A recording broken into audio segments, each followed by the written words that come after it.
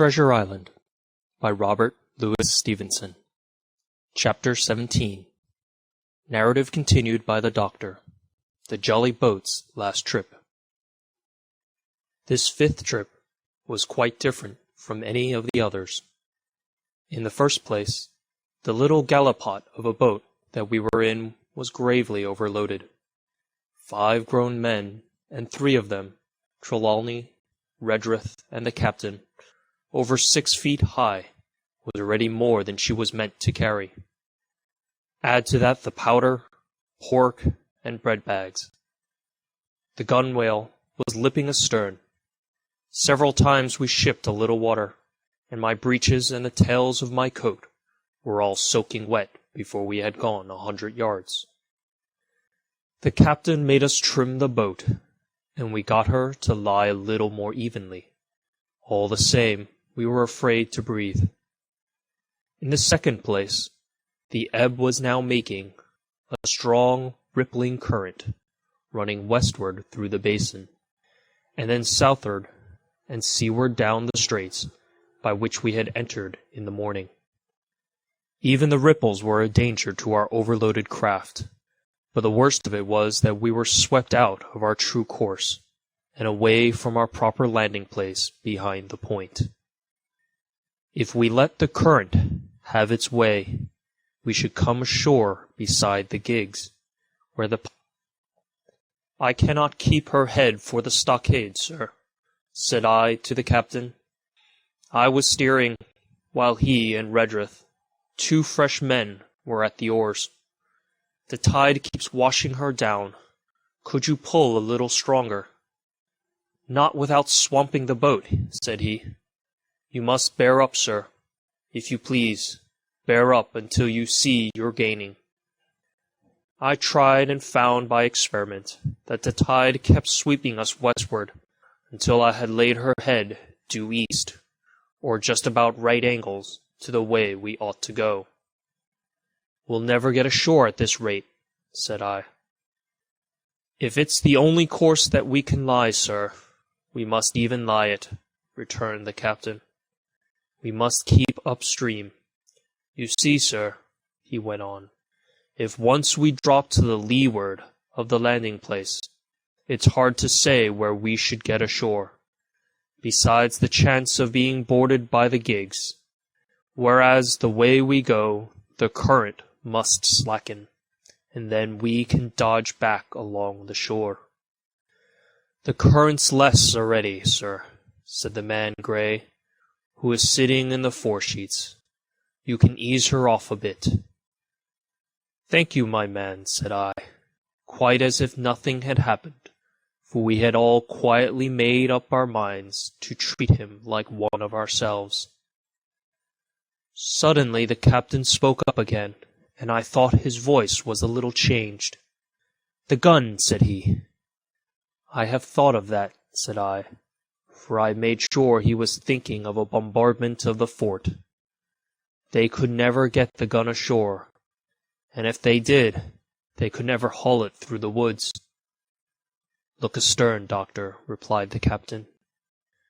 We had entirely forgotten the long nine, and there, to our horror, were the 5 rogues busy about her, getting off her jacket, as they called the stout tarpaulin cover under which she sailed.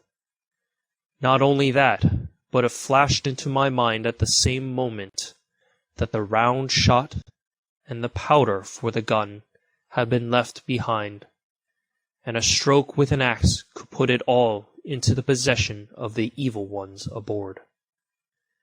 "Israel was Flint's gunner," said Gray hoarsely.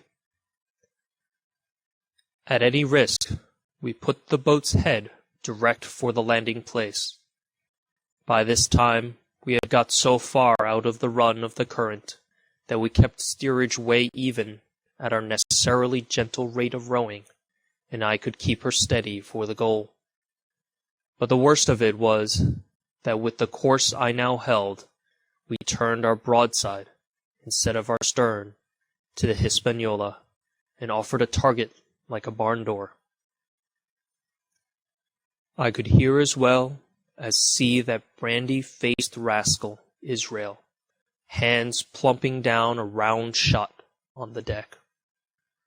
"Who's the best shot?" asked the captain. "Mr. Trelawney, out and away," said I. "Mr. Trelawney, will you please pick me off one of these men, sir? Hands, if possible," said the captain.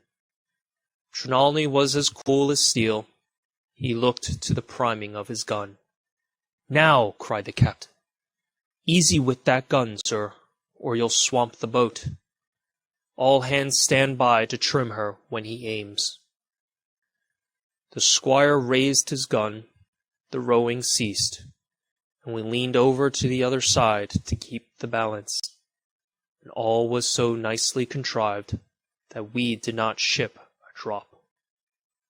They had the gun, by this time, slewed round upon the swivel, and Hans, who was at the muzzle with the rammer, was in consequence the most exposed. However, we had no luck, for just as Trelawney fired, down he stooped. The ball whistled over him, and it was one of the other four who fell. The cry he gave was echoed not only by his companions on board, but by a great number of voices from the shore. And looking in that direction, I saw the other pirates trooping out from among the trees and tumbling into their places in the boats. "Here comes the gig, sir," said I. "Give way, then," cried the captain. "We mustn't mind if we swamp her now. If we can't get ashore, all's up." "Only one of the gigs is being manned, sir," I added. "The crew of the other most likely going round by shore to cut us off." "They'll have a hot run, sir," returned the captain. "Jack ashore, you know. It's not them I mind, it's the round shot. Carpet bowls! My lady's maid couldn't miss. Tell us, squire, when you see the match, and we'll hold water." In the meanwhile, we had been making headway at a good pace for a boat so overloaded, and we had shipped but little water in the process. We were now close in, 30 or 40 strokes, and we should beach her, for the ebb had already disclosed a narrow belt of sand below the clustering trees. The gig was no longer to be feared. The little point had already concealed it from our eyes. The ebb tide, which had so cruelly delayed us, was now making reparations and delaying our assailants. The one source of danger was the gun. "If I durst," said the captain, "I'd stop and pick off another man." But it was plain that they meant nothing should delay their shot. They had never so much as looked at their fallen comrade, though he was not dead, and I could see him trying to crawl away. "Ready!" cried the squire. "Hold!" cried the captain, quick as an echo. And he and Redruth backed with a great heave that sent her stern bodily under water. The report fell in at the same instant of time. This was the first that Jim heard, the sound of the squire's shot not having reached him. Where the ball passed, not one of us precisely knew, but I fancy it must have been over our heads, and that the wind of it may have contributed to our disaster. At any rate, the boat sank by the stern, quite gently, in 3 feet of water, leaving the captain and myself facing each other on our feet. The other 3 took complete headers, and came up again, drenched and bubbling. So far there was no great harm, no lives were lost, and we could wade ashore in safety. But there were all our stores at the bottom, and to make things worse, only 2 guns out of the 5 remained in a state for service. Mine I had snatched from my knees and held over my head by a sort of instinct. As for the captain, he had carried his over his shoulder by a bandolier, and like a wise man, lock uppermost. The other 3 had gone down with the boat. To add to our concern, we heard voices already drawing near us in the woods along shore. We had not only the danger of being cut off from the stockade in our half-crippled state, but the fear before us whether if Hunter and Joyce were attacked by half a dozen, they would have the sense and conduct to stand firm. Hunter was steady, that we knew. Joyce was a doubtful case. A pleasant, polite man for a valet, and to brush one's clothes, but not entirely fitted for man-of-war. With all this in our minds, we waded ashore as fast as we could, leaving behind us the poor jolly boat and a good half of all our powder and provisions. Chapter 18. Narrative continued by the doctor. End of the first day's fighting. We made our best speed across the strip of wood that now divided us from the stockade, and at every step we took, the voices of the buccaneers rang nearer. Soon we could hear their footfalls as they ran, and the cracking of the branches as they breasted across a bit of thicket. I began to see we should have a brush for it in earnest, and looked to my priming. "Captain," said I, "Trelawney is the dead shot. Give him your gun. His own is useless." They exchanged guns, and Trelawney, silent and cool as he had been since the beginning of the bustle, hung a moment on his heel to see that all was fit for service. At the same time, observing Gray to be unarmed, I handed him my cutlass. It did all our hearts good to see him spit in his hand, knit his brows, and make the blade sing through the air. It was plain from every line of his body that our new hand was worth his salt. 40 paces farther, we came to the edge of the wood, and saw the stockade in front of us.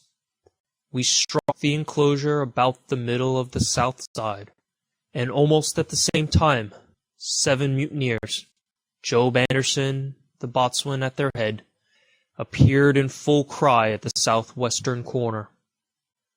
They paused as if taken aback, and before they recovered, not only the squire and I, but Hunter and Joyce from the blockhouse had time to fire. The 4 shots came in rather a scattering volley, but they did the business. One of the enemy actually fell, and the rest, without hesitation, turned and plunged into the trees. After reloading, we walked down the outside of the palisade to see to the fallen enemy. He was stone dead, shot through the heart. We began to rejoice over our good success, when just at that moment a pistol cracked in the bush. A ball whistled close past my ear, and poor Tom Rudrith stumbled and fell his length on the ground. Both the squire and I returned the shot, but as we had nothing to aim at, it is probable we only wasted powder. Then we reloaded and turned our attention to poor Tom. The captain and Gray were already examining him, and I saw with half an eye that all was over. I believe the readiness of our return volley had scattered the mutineers once more, for we were suffered without further molestation to get the poor old gamekeeper hoisted over the stockade and carried, groaning and bleeding, into the log house. Poor old fellow! He had not uttered one word of surprise, complaint, fear, or even acquiescence from the very beginning of our troubles till now, when we had laid him down in the log house to die. He had lain like a Trojan behind his mattress in the gallery. He had followed every order silently, doggedly, and well. He was the oldest of our party by a score of years, and now, sullen, old, serviceable servant, it was he that was to die. The squire dropped down beside him on his knees and kissed his hand, crying like a child. "Be I going, doctor?" he asked. "Tom, my man," said I, "you're going home." "I wish I had a lick at them with the gun first," he replied. "Tom," said the squire, "say you forgive me, won't you?" "Would that be respectful like, from me to you, squire?" was the answer. "Howsoever, so be it. Amen." After a little while of silence, he said he thought somebody might read a prayer. "It is the custom, sir," he added apologetically. And not long after, without another word, he passed away. In the meantime, the captain, whom I had observed to be wonderfully swollen about the chest and pockets, had turned out a great many various stores. The British colours, a Bible, a coil of stoutish rope, pen, ink, the log-book, and pounds of tobacco. He had found a longish fir tree, lying felled and trimmed in the enclosure, and with the help of Hunter, he had set it up at the corner of the log house, where the trunks crossed and made an angle. Then, climbing on the roof, he had with his own hand bent and run up the colours. This seemed mightily to relieve him. He re-entered the log house, and set about counting up the stores as if nothing else existed. But he had an eye on Tom's passage for all that, and as soon as all was over, came forward with another flag, and reverently spread it on the body. "Don't you take on, sir," he said, shaking the squire's hand. "All's well with him. No fear for a hand that's been shot down in his duty to captain and owner. It mayn't be good divinity, but it's a fact." Then he pulled me aside. "Dr. Livesey," he said, "in how many weeks do you and Squire expect the consort?" I told him it was a question not of weeks, but of months, that if we were not back by the end of August, Blandley was to send to find us. But neither sooner nor later. You can calculate for yourself, I said. "Why, yes," returned the captain, scratching his head, "and making a large allowance, sir, for all the gifts of Providence, I should say we were pretty close-hauled." "How do you mean?" I asked. "It's a pity, sir, we lost that second load. That's what I mean," replied the captain. "As for powder and shot will do. The rations are short, very short. So short, Dr. Livesey, that we're perhaps as well without that extra mouth." And he pointed to the dead body under the flag. Just then, with a roar and a whistle, a round shot passed high above the roof of the log house and plumped far beyond us in the wood. "Oh ho!" said the captain. "Blaze away! You've little enough powder already, my lads." At the second trial the aim was better, and the ball descended inside the stockade, scattering a cloud of sand, but doing no further damage. "Captain," said the squire, "the house is quite invisible from the ship. It must be the flag they are aiming at. Would it not be wiser to take it in?" "Strike my colours?" cried the captain. "No, sir, not I." And as soon as he had said the words, I think we all agreed with him, for it was not only a piece of stout, seemingly good feeling, it was good policy besides, and showed our enemies that we despised their cannonade.